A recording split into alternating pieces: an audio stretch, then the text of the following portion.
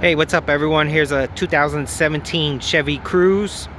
This is a key start vehicle. We installed the compustar one-button remote start system. If you press the button once, that will lock your doors. If you click it twice, it will unlock your doors, and a simple press and hold for about 3 seconds till you get the blinking blue light activates the remote start.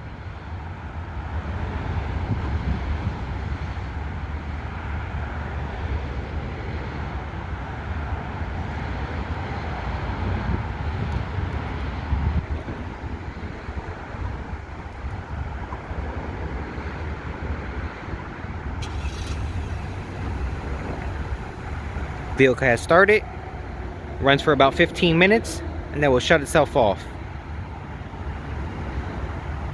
We also added a drone mobile so they can access the remote start through their phone. Thank you guys for watching.